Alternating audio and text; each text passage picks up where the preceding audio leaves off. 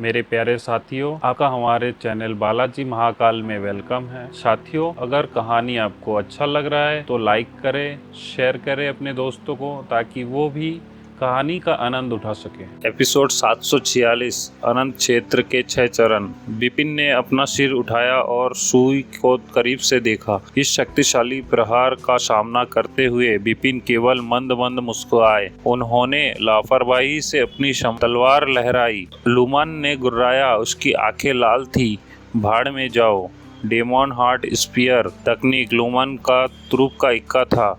इसमें 9 चालें शामिल थी। हालांकि लुमन ने केवल पहली 3 चालों में ही महारत हासिल की थी, लेकिन तीनों हमले बेहद शक्तिशाली थे। लेकिन 3 लगातार दुर्घटनाएं आकाश में गूंज उठी। अपना संतुलन वापस पाने से पहले विपिन केवल 3 कदम पीछे हटे। लुमन दंग रह गया कि यह कैसे संभव है। आमतौर पर अनंत क्षेत्र के चरण 1 के विशेषज्ञ भी अपनी सबसे मजबूत चाल का विरोध करने के लिए पूरी ताकत का उपयोग करने की आवश्यकता होगी। हालांकि 1 स्टार प्राचीन देवता लड़के ने 3 बार आसानी से झेल लिए। क्या यह आपका सबसे अच्छा कदम है? विपिन बोला। लुमन चौंक गया। उसने अवचेतना रूप से सिर हिलाया। विपिन ने आहा भरते हुए कहा, तुम बहुत कमजोर हो। यहाँ क्या कह दिया? लुमन का चेहरा काला पड़ गया। एक दिव्य क्षेत्र विशेषज्ञ ने उसे एक श्वेत क्षेत्र विशेषज्ञ को अपमानित करने का साहस किया। हालांकि वह अभी अभी श्वेत क्षेत्र में पहुंचा था, फिर भी वह सामान्य दिव्य क्षेत्र विशेषज्ञों से अधिक मजबूत था। आपने जो गुप्त कौशल प्रदर्शित किया वह अच्छा, लेकिन आपका स्पीयर सिद्धांत खराब है। आपने स्पीयर हार्ट को संक्षिप्त नहीं किया है, इसलिए आप इस कौशल को पूरा खेल नहीं दे सकते हैं। अनंत लोक के 6 चरण आप शायद नहीं पहुंच पाएंगे। अनंत लोक के चरण 1 तक, विपिन ने सपाट स्वर में कहा। अनंत क्षेत्र के विशेषज्ञ को फार्मामेट क्षेत्र में सर्वोच्च अस्तित्व माना जाता है। हालांकि उनकी ताकत अलग अलग थी। सबसे मजबूत और सबसे कमजोर के बीच एक गहरी खाई थी। ऐसा कहा जाता है कि प्रेमचंद सबसे शक्तिशाली श्वेत क्षेत्र विशेषज्ञ थे और अन्य सभी श्वेत क्षेत्र विशेषज्ञ उससे भयभीत थे। यदि किसी श्वेत क्षेत्र विशेषज्ञ को दाव के 9 रहस्यों की पूरी समझ हो तो उससे श्वेत क्षेत्र को तोड़ने का अवसर मिलेगा। दूसरे शब्दों में, सभी श्वेत क्षेत्र विशेषज्ञों ने एक ओरिजिन दाव को पूरी तरह से समझ लिया था।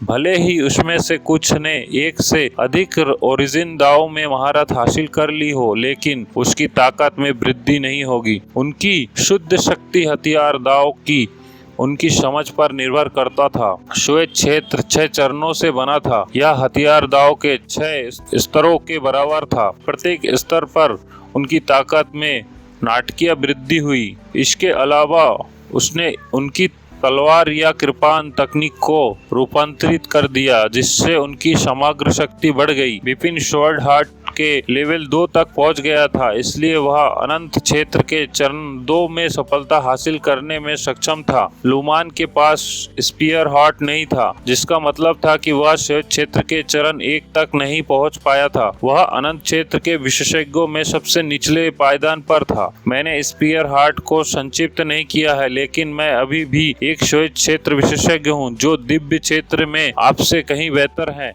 विपिन के शब्दों से लुमन क्रोधित हो गया। उसने अपने लंबे भले से फिर से हमला किया। विपिन ने अपने प्रतिद्वंदी को हिकारत से देखा। फिर उसने एक चाल चली। उसका श्वेत हार्ट अपनी शक्ति का 10% सक्रिय करते हुए थोड़ा हिल गया।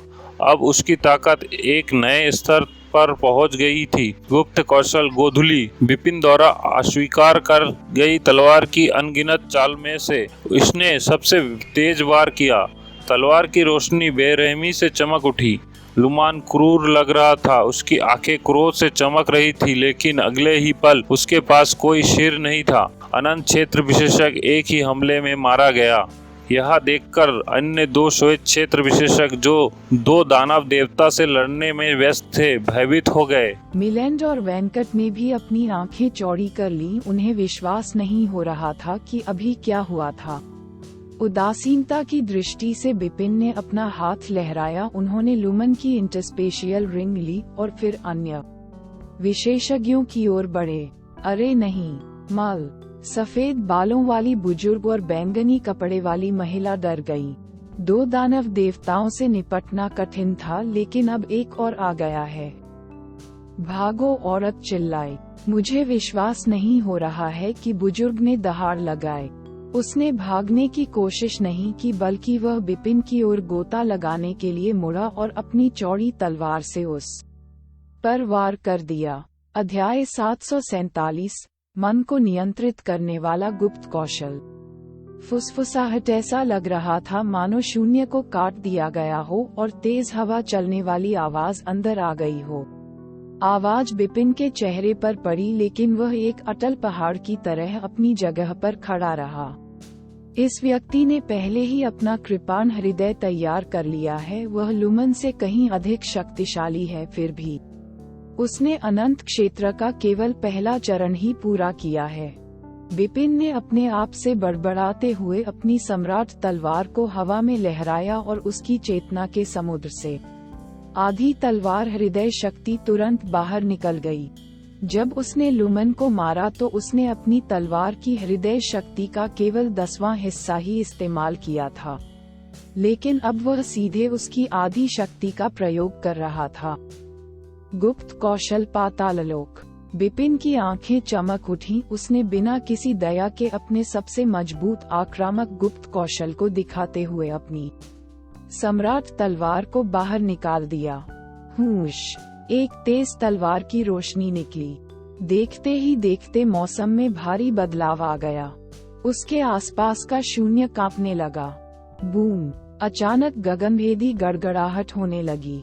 सफेद बालों वाले बुजुर्ग ने जो कृपाण पकड़ रखी थी, वह भी एक शाश्वत हथियार था। उसने इसे अपनी पूरी क्षमता से इस्तेमाल किया। इसके अलावा उसने जो चाल चली वह उसकी सबसे मजबूत कृपाण चाल थी। यह हमला जोरदार होना चाहिए था, हालांकि जब ये बिपिन की तलवार की रोशनी से टकराया, सूचक उसने मुंह से खून उगल दिया। उसने अपना संतुलन खो दिया और बमबारी की शक्ति के प्रभाव के कारण उसे कुछ कदम पीछे हटने के लिए मजबूर होना पड़ा। मैं शाश्वत क्षेत्र के पहले चरण पर हूँ। मैं एक दिव्य क्षेत्र विशेषज्ञ को एक दानव देवता द्वारा कैसे कुचल दिया जा सकता है, और वह एक दानव देवता में भी नहीं बदला है। बुजुर्ग हैरान था और विश्वास नहीं कर पा रहा था कि अभी क्या हुआ था। बुजुर्ग को यह नहीं पता था कि यद्यपि बिपिन केवल दैवीय क्षेत्र विशेषज्ञ के स्तर पर था, लेकिन उसने जो कौशल अभ्यास किया था वह चुनौतीपूर्ण स्वर्गीय निर्माण कौशल था। उनके पास एक निर्दोष आधार था और उनकी विस्फोटक शक्ति शुरू से ही उसी रैंक के किसी भी दिव्य क्षेत्र विशेषज्ञ से अधिक मजबूत थी। और सबसे महत्वपूर्ण बात यह है कि उन्होंने प्राचीन देव कबीले के स्टार नदी गुप्त कौशल का भी अभ्यास किया था और 11वें स्तर तक पहुंच गए थे। इसलिए उनकी शक्ति का आयाम था अधिकांश लोगों की तुलना में 33 गुना अधिक था। शाश्वत क्षेत्र के अधिकांश विशेषज्ञों जैसे कि सफेद बालों वाले बुजुर्ग और लुमन के लिए उनकी शक्ति का आयाम दूसरों की तुलना में अधिकतम 10 गुना तक पहुंच सकता है। इस तथ्य के बावजूद कि बिपिन केवल दिव्य क्षेत्र का विशेषज्ञ था, अपनी शुद्ध शक्ति के कारण वह शाश्वत क्षेत्र में किसी से बिल्कुल नहीं हारता था। वह उन पर विजय भी प्राप्त कर सकता था। इसके अलावा बिपिन पहले ही स्वॉर्ड हॉट साधना के लेवल 2 तक पहुंच चुके थे। वह इस स्तर पर 20 साल तक रहे थे, जिसका मतलब था कि वह बहुत पहले ही लेवल 2 के शिखर पर पहुंच चुके थे। केवल एक चीज की कमी थी, वह ओरिजिन दाव की समझ थी, लेकिन वह केवल कुछ इंच की दूरी पर था। अंतर को कम करना आसान था। दूसरे शब्दों में, उसकी वर्तमान तलवारबाजी और गुप्त कौशल को एक तरफ रखते हुए उसकी युद्ध शक्ति शाश्वत क्षेत्र के दूसरे चरण पर थी। यदि वह पूरी ताकत लगा दे और सोने के कवच वाले प्राचीन देवता में परिवर्तित हो जाए तो उसे चरण 3 अनंत क्षेत्र के विशेषज्ञों से भी डर नहीं लगेगा। यह वह ताकत थी जिसे बिपिन ने शाश्वत क्षेत्र में 100 वर्षों की गहन साधना और अनगिनत भयंकर युद्धों के माध्यम से प्राप्त किया था। एक दिव्य क्षेत्र विशेषज्ञ सोने के कवच वाले प्राचीन देवता में परिवर्तित हुए बिना वह पहले से ही शाश्वत क्षेत्र के चरण 2 के शिखर पर किसी के बराबर था। यह एक इंसान के लिए अविश्वसनीय था। हालांकि ये देखते हुए कि उन्होंने स्वर्गीय निर्माण कौशल का अभ्यास किया था, उनका वर्तमान चरण देवीकरण क्षेत्र एक ऐसा चरण था जिसमें उनकी युद्ध शक्ति असीमित हो सकती थी। उनकी युद्ध शक्ति सामान्य लोगों की अपेक्षाओं से कहीं अधिक हो सकती है। तदनुसार शाश्वत क्षेत्र के चरण 1 में सफेद बालों वाले बुजुर्ग के साथ व्यवहार करते समय यहाँ तक कि अपनी पूरी शक्ति का उपयोग किए बिना भी वह अपनी केवल आधी ताकत के साथ उसे आसानी से मार सकता था। जल्दी से भागो। जब बैंगनी कपड़े पहने महिला ने ये दृश्य देखा तो वह भी सदमे में आ गई। उसने कई बार चिल्लाना शुरू किया और शून्य की ओर भाग गई। भागो। सफेद बालों वाला बुजुर्ग भी अपना आपा खो बैठा और भागने के लिए दौड़ पड़ा। हालांकि बिपिन ने जिस ताकत का प्रदर्शन किया उससे वे पूरी तरह से चकित रह गए, फिर भी उन्हें सफल पलायन के बारे में कुछ आश्वासन था। आखिरकार यद्यपि प्राचीन देवकुल के लोग शक्ति का उपयोग करने और स्वयं की रक्षा करने में उत्कृष्ट थे, लेकिन वे तेजी से आगे बढ़ने में अच्छे नहीं थे और उनके जीवित रहने के कौशल भी कम शानदार थे।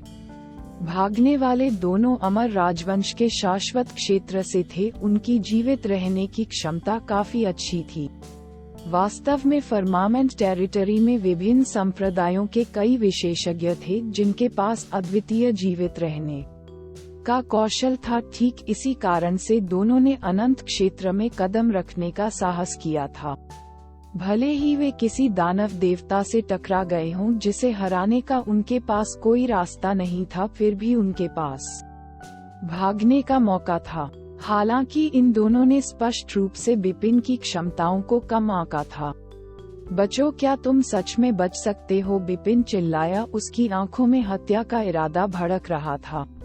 यदि शाश्वत क्षेत्र में सेंध लगाने वाले विशेषज्ञ शीर्ष संप्रदाय से होते तो शायद बिपिन को दया आ जाती और अपने विरोधियों को बाहर निकलने का रास्ता मिल जाता। आखिरकार 1 सदी पहले की लड़ाई में शीर्ष संप्रदाय ने उस पर हमला नहीं किया था। यदि वे 3 दिग्गजों के नेतृत्व में नहीं होते तो पूरी बात अलग होती। जब तक मैं कर सकता हूँ, मैं इन 3 महानुभावों में से किसी को भी यहाँ से जीवित नहीं निकलने दूंगा। बिपिन ने अपनी ठंडी आंखों को सफेद बालों वाले बुजुर्ग पर देखते हुए कहा, जो अभी अभी उसके खिलाफ लड़ा था। तुम दोनों में से मैं केवल एक को मार सकता हूँ और तुम्हें चुनता हूँ। बिपिन ने अपनी हथेली आगे बढ़ाई और भागते हुए बुजुर्ग की दिशा में एक हाथ का निशान फेंका। एक अजीब सी ऊर्जा का झोंका उठा। प्राचीन ईश्वर का गुप्त कौशल मन को नियंत्रित करना। बस एक अजीब सी ऊर्जा तुरंत बुजुर्ग की ओर प्रवाहित हो उठी। जब वह अपनी जान बचाने के लिए भाग रहा था तो बुजुर्ग ने देखा कि बिपिन के शरीर से अजीब ऊर्जा निकल रही है। क्या बकवास है? बुजुर्ग की अभिव्यक्ति थोड़ी बदल गई। उसे पता नहीं था कि यह अजीब ऊर्जा क्या थी, लेकिन इसने कुछ ही समय में उसे पकड़ लिया और उसे पूरी तरह से घेर लिया। बुजुर्ग डर से पीला पड़ गया। उसने प्रतिक्रिया करने की कोशिश की, लेकिन भयंकर दर्द ने उसे जकड़ लिया। ये दर्द इतना तीव्र था कि वह इसे सहन नहीं कर सका। उसने एक अनैच्छिक चीख निकाली और तुरंत वहीं रुक गया। वह शून्य में खड़ा था। उसके हाथ उसके सिर को पकड़ रहे थे। उसके दिमाग ने काम करना बंद कर दिया था। निस्संदेह उसे जो दर्द महसूस हुआ वह केवल 1 सेकंड के अंतराल तक रहा। जल्द ही उसे होश आ गया। उसने ऊपर देखा। तलवार की ठंडी रोशनी की एक धार उसकी गर्दन से मिलीमीटर दूर थी। तलवार की नोक इस गले में धंस रही थी। नहीं, उसके पास केवल अपनी आखिरी चीख निकालने का ही समय था, इससे पहले कि बिपिन ने उसका सिर काट दिया जैसे कि कागज का एक टुकड़ा काट रहा हो। तलवार की धार में छिपी तेज शक्ति उसके शरीर में घुस गई और उसके जीवन के मूल भाग को चकनाचूर कर दिया। एक बार जब जीवन मूल को कुचल दिया गया तो शाश्वत क्षेत्र का एक विशेषज्ञ भी मौके पर ही मर जाएगा। अपनी सम्राट तलवार पर एक हाथ रखकर बिपिन ने पहले से ही मृत बुजुर्ग को जमीन पर गिरते हुए उदासीनता से देखा।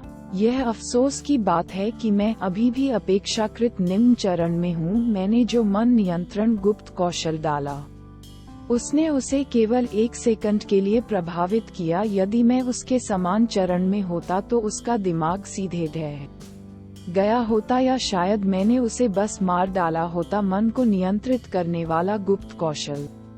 अध्याय 748। एक परिचित। मन को नियंत्रित करने वाला गुप्त कौशल प्राचीन देव कबीले के शीर्ष 3 गुप्त कौशलों में से एक था। इसका उद्देश्य प्रतिद्वंद्वी के दिमाग को लक्षित करना था। यदि कोई इस गुप्त कौशल का पूर्ण अभ्यास करे तो वह दूसरों के मन को नियंत्रित करने में सक्षम हो सकता है। लेकिन जाहिरा तौर पर बिपिन का वर्तमान चरण बहुत कम था। उन्होंने अभी अभी इस गुप्त कौशल की मूल बातें सीखी थी। इस प्रकार भले ही उन्होंने इसे अपनी पूरी ताकत से लगाया, वह केवल एक पल के लिए सफेद बालों वाले बुजुर्ग के दिमाग को बाधित कर सके। लेकिन इस पल के लिए बिपिन को धन्यवाद मौके का फायदा उठाया और उसे हमेशा के लिए नष्ट कर दिया। अब उसने अमर राजवंश के 3 शाश्वत क्षेत्र विशेषज्ञों में से 2 को मार डाला था। केवल एक बैंगनी कपड़े वाली महिला को चकमा देकर बच गया था। आपका महामहिम। मिलाद वेंकट और बपतिस्मा पुल की रक्षा करने वाले 2 कबीले बिपिन के पास पहुंचे। उनके चेहरे डरे हुए और विस्मय से भरे हुए थे। आखिरी बार जब उन्होंने बिपिन को देखा था तो वह केवल 1 स्टार लेवल पर था। उन्होंने उसकी ताकत के बारे में अंदाजा लगा लिया था। हालांकि वे जानते थे कि बिपिन प्राचीन देव महल से था और हरिदेव ने एक बार उन्हें व्यक्तिगत रूप से बताया था कि बिपिन की ताकत अधिकांश कुलों की तुलना में अधिक मजबूत थी। फिर भी उनके लिए इस पर विश्वास करना कठिन था, क्योंकि उनमें से किसी ने भी कभी उसकी असली ताकत नहीं देखी थी। लेकिन अब बिपिन को अपनी आंखों से वार करते देख उन्हें उसकी ताकत पर संदेह करने की हिम्मत नहीं रही।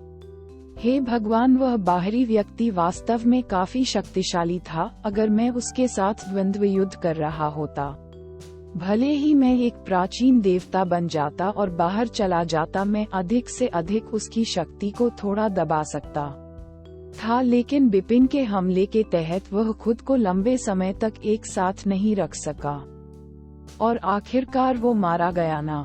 और बिपिन ने ये सब एक प्राचीन देवता में परिवर्तित हुए बिना किया।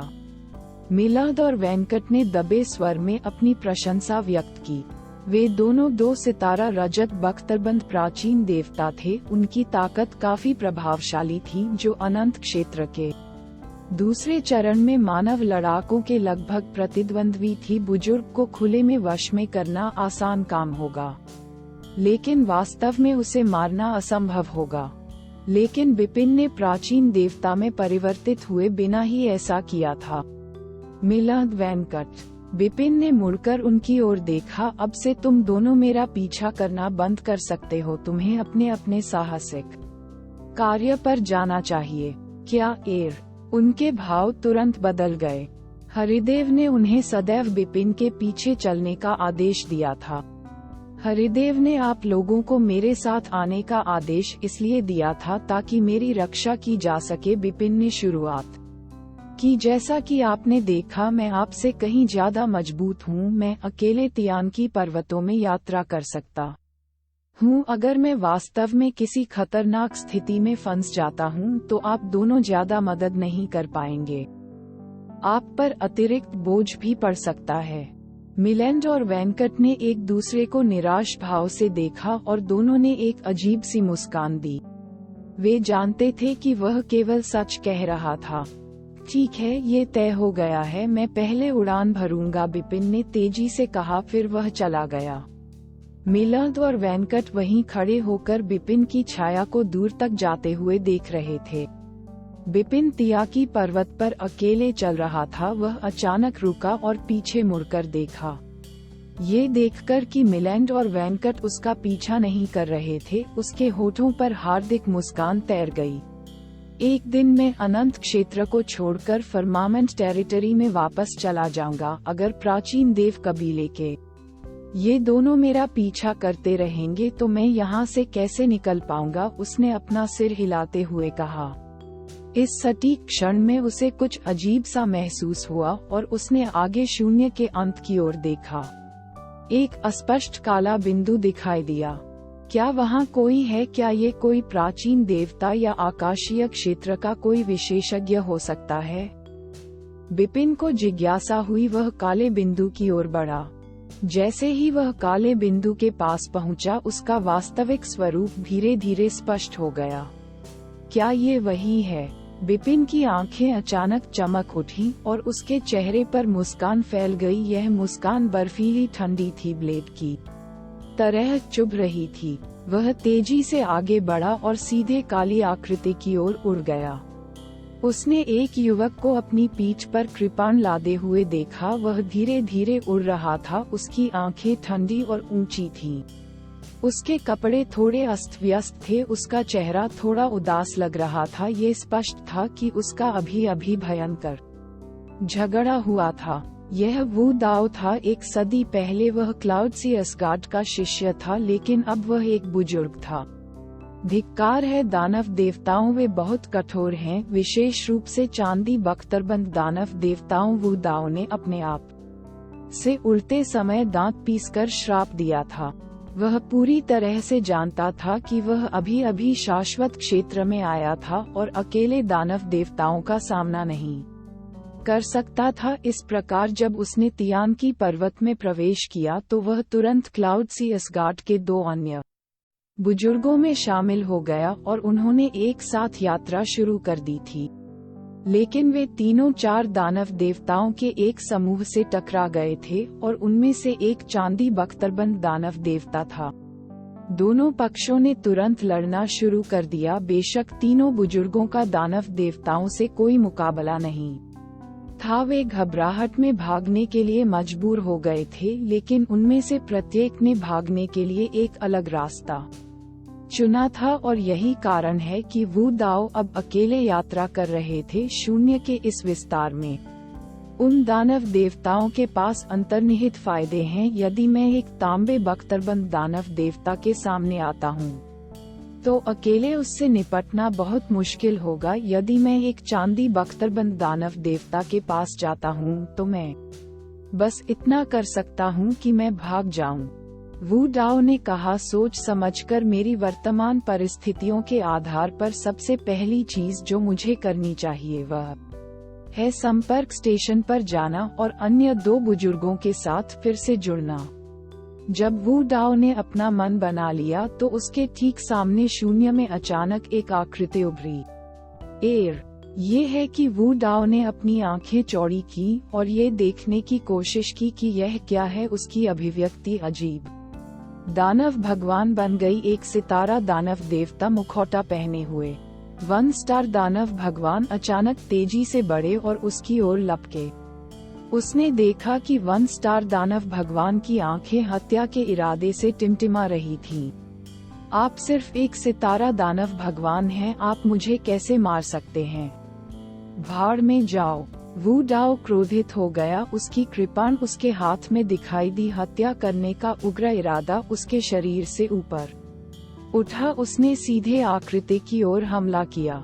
एक हाथ में अपनी तलवार पकड़कर बिपिन ने एक हैकिंग चाल चली। उन्होंने स्टार रिवर सीक्रेट कौशल के समन्वित 11वें स्तर का प्रदर्शन भी चरम सीमा तक किया। चेतना के समुद्र में स्वॉर्ड हॉट ने अपनी आधी शक्ति भी प्रकट कर दी। ये कदम आकस्मिक लग रहा था, लेकिन इसकी शक्ति इतनी जबरदस्त थी कि शाश्वत क्षेत्र के पहले चरण में एक व्यक्ति भी इसे कायम रखने में सक्षम नहीं हो सकता था। वू दाओ ने भी अपना कृपाण बाहर निकाल दिया। उन्होंने इस पहले प्रहार में कोई कसर नहीं छोड़ी। चमचमाती कृपाण रोशनी की एक लकीर फैली हुई थी। बिखरने से पहले ये काफी समय तक वहीं बनी रही। इसकी शक्ति भी उतनी ही आश्चर्यजनक थी। लानत है तुम दानव भगवान कमीने, तुम्हारा सार खून अब मेरा है। वू डाओ की आंखें लाल थीं, उसके चेहरे पर एक क्रूर भाव था। जल्द ही दोनों आकृतियां शून्य में एक दूसरे से भिड़ गईं। अध्याय 749 स्कारलेट आई। बजना, एक जोरदार गड़गड़ाहट की आवाज आई। वू डाओ की ठंडी मुस्कान अचानक कठोर हो गई। अगले ही पल उसकी मुस्कान की जगह सदमे और घबराहट ने ले ली। उसे एक मजबूत बल का अनुभव हुआ जो उसने ऊपर की ओर धकेलने से पहले कभी अनुभव नहीं किया था। उसके हाथ में मौजूद कृपाण तुरंत हवा में उछल गया। भयानक बल उसकी भुजाओं पर उतरा और उन्हें इंच इंच कुचल दिया। फिर ये उसके अंदर तक फैल गया। सूचक, उसके मुंह से खून की धारा बह निकली। उसका शरीर डोर कटी हुई पतंग की तरह पीछे की ओर फेंका गया। उसकी आभा क्षीण होने लगी। वह अभी भी जीवित है। बिपिन थोड़ा चकित हो गया। उसका हमला उस हमले से कम शक्तिशाली नहीं था जो उसने सफेद बालों वाले बुजुर्ग पर किया था। बुजुर्ग शाश्वत क्षेत्र के चरण 1 पर था, लेकिन वह गंभीर रूप से घायल होने से बचने में असमर्थ था। वू डाओ शाश्वत क्षेत्र के चरण 1 से काफी नीचे था। दायरे आमतौर पर यह हमला उसे मारने के लिए पर्याप्त से अधिक होना चाहिए। हालांकि यह स्पष्ट था कि वू डाओ की अभूतपूर्व गंभीर चोटों के बावजूद उनका जीवन चक्र टूटा नहीं था। शाश्वत क्षेत्र का एक विशेषज्ञ तब तक नहीं मरेगा जब तक उसका जीवन मूल बरकरार रहेगा। इसके लिए भागो भागो। खून से लथपथ वू डाओ, जिसका चेहरा देखने में इतना दयनीय था, उसने अपना संतुलन वापस पा लिया और खड़ा हो गया। बिना किसी हिचकिचाहट के वह चारों ओर घूमा और भाग गया। आप बच नहीं सकते। बिपिन ने गुस्से से अपना चेहरा सिकोड़ लिया। उसने वू डाओ का पीछा करना शुरू कर दिया। वह वू डाओ की तुलना में बहुत तेज था। बिपिन दौड़ने में वू डाओ से ज्यादा बेहतर नहीं था, लेकिन चूंकि वू डाओ गंभीर रूप से घायल हो गया था, इसलिए उसकी गति में गंभीर गिरावट आई थी। धत तेरी की। बिपिन करीब आ रहा था। वू डाओ का पीला चेहरा और भी अधिक उदास हो गया था। मुझे एक चाल चलनी होगी। वू डाओ ने अपने दांत भींच लिए और उसके शरीर के अंदर खून की एक धारा बह निकली। अगले ही पल 17 आकृतियां जो हूबहू वू डाओ की तरह दिख रही थीं, बाहर निकल आईं। बिपिन के सामने कुल 18 वू डाओ आए। उनकी शक्ल, सूरत और आभा बिल्कुल एक जैसी थी। नग्न आंखों से उन्हें अलग पहचानना असंभव था। वे तेजी से अलग अलग दिशाओं में भाग गए। वे असाधारण रूप से तेज थे। ये चाल फिर से बिपिन की पुतलियां सिकुड़ गईं। उन्हें बिल्कुल भी आश्चर्य नहीं हुआ। 100 साल पहले वू डाओ एक सोने के कवचधारी प्राचीन देवता के जाल में फंस गया था। उसने अपनी जान बचाने के लिए भागने के लिए भी वही कदम उठाया था, लेकिन तब वह केवल 8 हमशक्लों को ही तैयार कर सका था। अब वह 17 को पैदा कर सका। उसके जीवित रहने की संभावना काफी बढ़ गई थी। सभी 18 आंकड़े बिल्कुल एक जैसे हैं। वास्तव में मैं असली को दूसरों से अलग नहीं कर सकता जब तक उसका मूल शरीर जीवित है। उसके हमशक्ल को मारना बेकार है। क्या स्मार्ट कदम है। बिपिन ने सिर हिलाया और फिर चिढ़कर बोला, दुर्भाग्य से यह मुझ पर काम नहीं करेगा। बिपिन का चेहरा पथरीला था। उसकी आंखें 18 वू डाओस पर टिकी हुई थीं, जो उससे बदहवास होकर भाग रहे थे। उसकी भौहों के बीच एक लाल रंग का निशान उभर आया था। यह एक ऊर्ध्वाधर दरार जैसा लग रहा था। वह धीरे धीरे चौड़ी हो रही थी। एक भयानक रक्त लाल उल्टी आंख अचानक खुल गई। गुप्त कौशल स्कारलेट आई। धधकती रक्त लाल रोशनी की एक धारा आंख से निकली और आगे 18 आकृतियों में बह गई। ये स्कारलेट आई सीक्रेट स्किल प्राचीन देव कबीले के शीर्ष 3 गुप्त कौशलों में से एक थी। इसे सभी प्रकार के भ्रमों को भेदने के लिए तैयार किया गया था। वहाँ उसका मूल शरीर है। बिपिन ने एक आकृति पर निशाना साधा। उसने अपनी नजर वू डाओ के मूल शरीर पर टिका दी। ये कैसे हो सकता है? बिपिन को 17 हमशक्लों से परेशान हुए बिना सीधे उसके पास जाते देख उसने वू डाओ को मंत्रमुग्ध कर दिया था और उसने अपना संतुलन खो दिया था। उसने मेरे मूल शरीर और हमशक्ल वू डाओ को कैसे देखा, उसे ये बिल्कुल अकल्पनीय लगा। उस पर भय का भाव आ गया। अपने पूरे जीवन में उन्होंने केवल एक बार ही इस तरह के जबरदस्त आतंक का अनुभव किया था। प्रेमचंद के साथ आखिरी लड़ाई के दौरान प्रेमचंद ने उन्हें पकड़ लिया था और उनके दिमाग पर कब्जा कर लिया था। वह तब भी उतने ही भयभीत थे जितने अब हैं। आज उसे एक बार फिर इस आतंक ने घेर लिया। आपके पास बचने का कोई रास्ता नहीं है।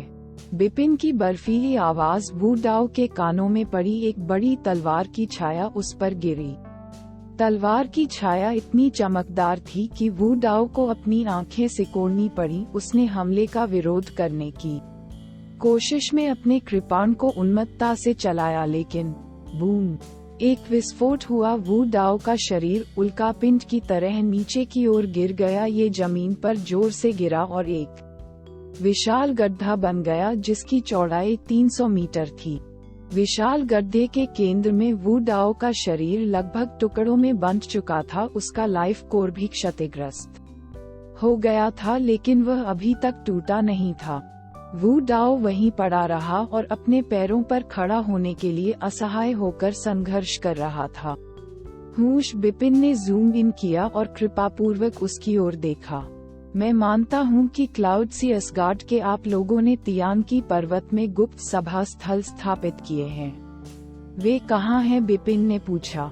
जब फर्मामेंट टेरिटरी के विभिन्न संप्रदायों के विशेषज्ञों ने शाश्वत क्षेत्र में प्रवेश किया तो वे अक्सर तियान की पर्वत में एक निश्चित स्थान पर पहुंच गए। उनकी संदेश पर्चियां शाश्वत क्षेत्र में काम नहीं कर सकी, इसलिए संप्रदायों ने संदेशों का आदान प्रदान करने के लिए गुप्त सभा स्थलों का चक्कर लगाया। तुम सच में सोचते हो कि मैं तुम्हें बताऊंगा? वू डाओ ने व्यंग्य करते हुए कहा कि उसकी आंखें पहले से ही निराशा से भरी हुई थीं। ओह, बिपिन ने अपनी भौहें ऊपर उठाईं। आप सोचते हैं कि जब तक आप मुझे नहीं बताएंगे मैं इसका पता नहीं लगा सकता। वू डाओ, आपने अभी अभी एक सफलता हासिल की है और शाश्वत क्षेत्र में पहुंच गए हैं। ये तियान की पर्वत में आपका पहली बार है। क्लाउड सी असगड्स के अन्य विशेषज्ञों के विपरीत, जिन्होंने कई बार तियान की पर्वत की यात्रा की है, आप तियानकी के पर्यावरण और स्थलाकृति से पूरी तरह से अनभिज्ञ हैं। पहाड़ों तो आप क्लाउड सी असगार्ड द्वारा आपके लिए बनाए गए मानचित्र को अपने साथ ले जा रहे होंगे। क्लाउड सी असगार्ड के गुप्त संयोजन स्थलों को मानचित्र पर चिन्हित किया जाना चाहिए। क्या मैं सही हूँ? बिपिन मंद मंद मुस्कुराए। वू डाओ पूरी तरह से भयभीत हो गया। कैसे? आप ये कैसे जानते हैं? आपको मेरा नाम कैसे पता चला? आप जानते हैं कि मैं क्लाउड सी असगार्ड से हूँ और आप ये भी जानते हैं कि मैंने अभी अभी शाश्वत क्षेत्र में प्रवेश किया है। क्या आप दानव देवता हैं? नहीं, दानव देवता कबीला ये बातें नहीं सीख सकता था। आप पृथ्वी पर कौन हैं? अपनी पीठ के बल लेटे हुए वू डाओ बिपिन को घूरते हुए बुरी तरह भौंकने लगा। वू डाओ की ओर देखते हुए बिपिन ने ठंडी मुस्कान के साथ धीरे से अपना मुखौटा उतार दिया और एक सुंदर लेकिन सख्त चेहरा दिखाया। अध्याय 750 गुप्त सभा स्थल। तुम हो? वू डाओ की आंखें चौड़ी हो गईं। वह बिना पलक झपकाए अपने सामने वाले चेहरे को देखता रहा। वह इस चेहरे से बहुत परिचित था। 100 साल पहले ठीक इसी चेहरे के मालिक की वजह से उसने सफलतापूर्वक शाश्वत क्षेत्र में कदम रखा था। बिपिन, वू डाओ अविश्वास के स्वर में गुर्राया। बिल्कुल नहीं, यह आप कैसे हो सकते हैं? तुम्हें मर जाना चाहिए था। तुम्हें बहुत पहले मर जाना चाहिए था। ये कैसे संभव है? ये कैसे हो सकता है? वह पूरी तरह घाटे में था। उसे आश्चर्य हुआ कि यह असाधारण प्रतिभा जिसके बारे में उसने सोचा था कि वह 100 साल पहले ही मर चुकी थी, आज फिर से उसके सामने प्रकट हो रही थी। और वह एक अविश्वसनीय रूप से शक्तिशाली विशेषज्ञ बन गया था। ये ध्यान दिया जाना चाहिए कि एक शताब्दी पहले हालांकि बिपिन एक असाधारण प्रतिभाशाली व्यक्ति थे, लेकिन गगनचुंबी क्षेत्र से परे किसी भी क्षेत्र तक पहुंचने के लिए वह बहुत छोटे थे। उस समय बिपिन अपने सभी कौशल और साधनों का उपयोग करके उनके खिलाफ लड़ाई लड़ने में सक्षम हो सकते थे। लेकिन पिछले 100 वर्षों में वू डाओ ने एक उल्लेखनीय सफलता हासिल की थी। उन्होंने शाश्वत क्षेत्र में प्रवेश किया था और एक विशेषज्ञ होने की दहलीज पार कर ली थी। एक बार जब उसने अनंत क्षेत्र में कदम रखा तो उसकी ताकत बढ़ गई। 100 साल पहले वू दाओ को पूरा भरोसा था कि वह एक साधारण थप्पड़ से बिपिन को मार सकता है, लेकिन अब उसके सामने खड़े बिपिन ने उसे अजेय ताकत से घेर लिया है और उसे वापस लड़ने का एक भी मौका नहीं दिया है। वह बहुत शक्तिशाली था। बिपिन ने जो ताकत दिखाई वह बहुत शक्तिशाली थी। वह पहले से ही शाश्वत क्षेत्र के दूसरे चरण पर है, शायद उससे भी ऊपर। वह महज एक दैवीय क्षेत्र का विशेषज्ञ है। वह इतना शक्तिशाली कैसे हो सकता है? और इसे हासिल करने में उन्हें केवल 100 साल लगे। वू डाओ ने मन ही मन बुदबुदाया कि उसकी आंखें फोकस से बाहर हो रही हैं। वू दाओ, क्या आपको अभी भी याद है जब 100 साल पहले दाओ मेई और लांग ताओ ने हाथ मिलाकर मुझे मारने का प्रयास किया था? बिपिन ने वू डाओ की ओर देखा और ठंडी क्रूरता के साथ पूछा, उस समय मैं बहुत कमजोर था। मुझे आप लोगों से निपटने के लिए दानव देवताओं की शक्ति का सहारा लेना पड़ता था, जो मात्र दैवीय क्षेत्र के विशेषज्ञों के शिष्य थे। लेकिन अब यह अलग है। इस बारे में सोचे कि 3 महानुभावों, क्लाउडसी असगार्ड, द इमोर्टल डायनेस्टी और द बाउंडलेस डेमन संप्रदाय ने 100 साल पहले मेरे साथ क्या किया था। अब मैं उन्हें उनके किए का भुगतान 10 गुना या 100 गुना अधिक कीमत पर करने जा रहा हूँ। और तुम्हें नष्ट करना तो बस शुरुआत है।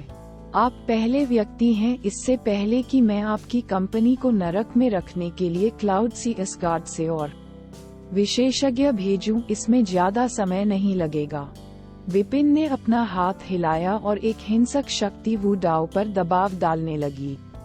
वू दाओ ने लंबे समय से अपने हमलों का विरोध करने की क्षमता खो दी थी। उसके पास इस बल को नष्ट करने की अनुमति देने के अलावा कोई विकल्प नहीं था, जिससे उसका जीवन मूल नष्ट हो जाए और उसका शरीर धूल में मिल जाए।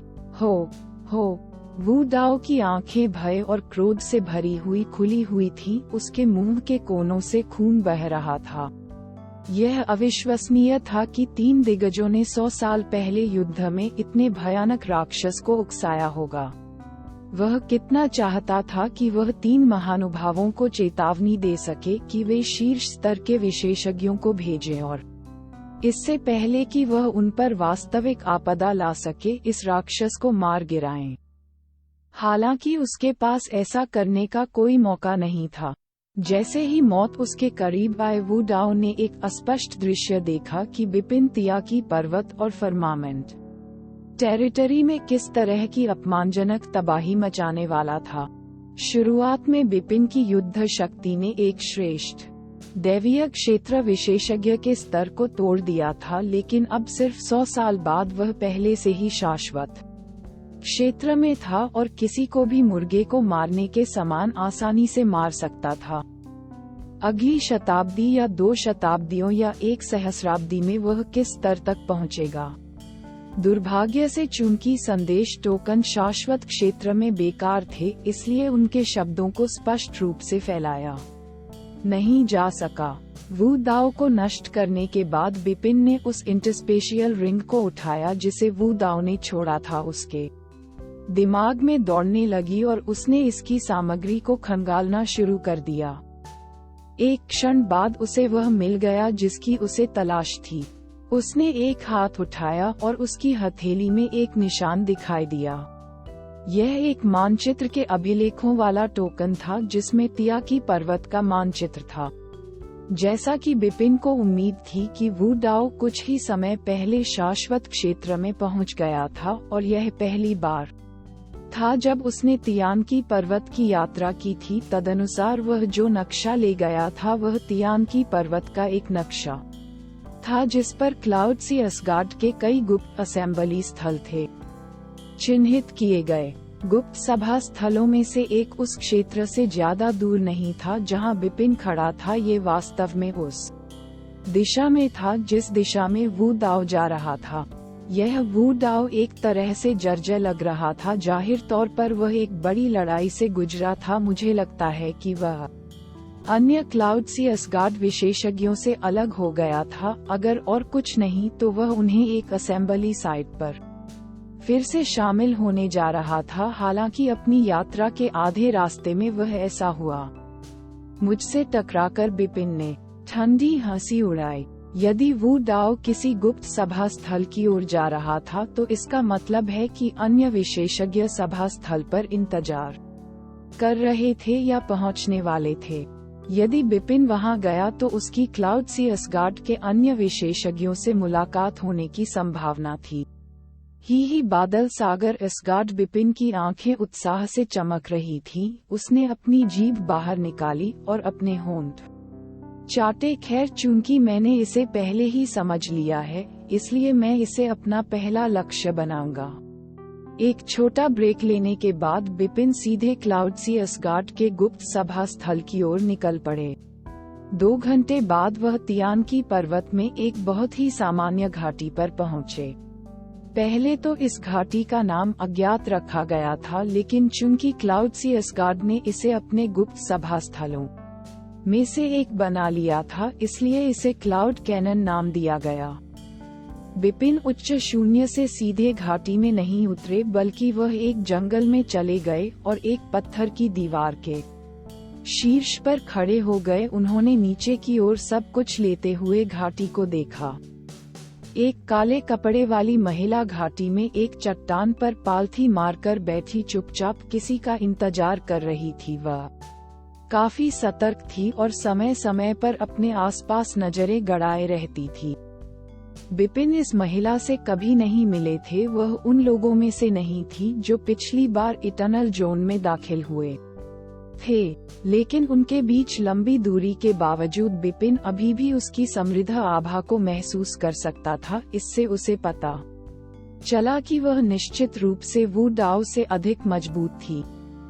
तिया की पर्वत में कई प्राचीन देव कुल के लोग हैं और वे सभी बहुत सख्त और शक्तिशाली हैं। यदि क्लाउड सी असगार्ड के विशेषज्ञ बपतिस्मा पूल लेना चाहते हैं तो उन्हें 3 या 4 के समूह में हमला करना होगा। इस महिला और वू दाओ आई की गिनती करते हुए उनमें से केवल 2 से ही मुलाकात हुई है, तो इसका मतलब है कि इस तरह से और भी विशेषज्ञ आ रहे हैं। बिपिन ने बुदबुदाया। महिला अकेली है, मुझे अभी उस पर हमला करना चाहिए, अन्यथा एक बार जब बाकी लोग आ जाएंगे तो उन सभी को मारना बहुत कठिन हो जाएगा। बेहतर होगा कि मैं पहले उसे मार डालूं और फिर क्लाउड कैनन में रहूं और पेड़ के ठूंठ से और अधिक मूर्ख खरगोशों के टकराने का इंतजार करूं। उसका मन बना लिया। बिपिन की सम्राट तलवार उसके हाथ में उभर आई। वह बिना आवाज किए घाटी की ओर फिसल गया।